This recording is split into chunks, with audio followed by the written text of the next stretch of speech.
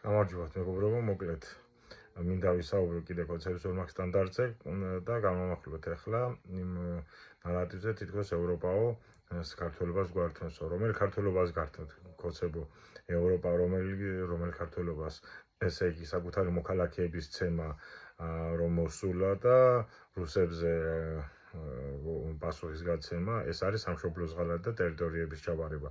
აი ამ ქართველობას გაგარგნებთ, ხო? ანუ სუსტის დაჩაგვრა მოსულა და ვისაც ვერევით ეს მოსულა და რუსეთს რომ ვერ ვერევით, ამაზე პასუხის გაცემა სამშობლოს ღალატია, ხო? არა და წინაპრების გულისთვის და ჩვენი წინაპრების გამო თავს იკლავთ და გულზე ჯიხს იცავთ ერეკლეს გულისთვის. ერეკლემ არა და 50-ზე მეტი ომი აწარმოა კაცმა, 21 გამჭოლი ჭრილობა ქონდა სხეულზე, 70-მდე დაახლოებით საომარი ჭრილობა და აი ამ კაცის შთამომავლებს ეუბნებით, აბა ომი გინდაო რუსეთთან.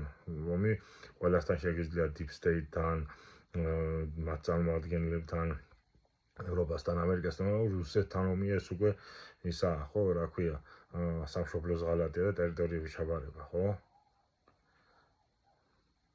თუ რომელი ქართველობას გაგარგინებთ ოთაჩრდილელი, რომელიც კალაძის საკრებულოს სიაში რომ წარადგინეს და მისი შვილი კონტროლ ბოტებმა რომ ათრიეთ ფსიქიურად ყოფი არისო.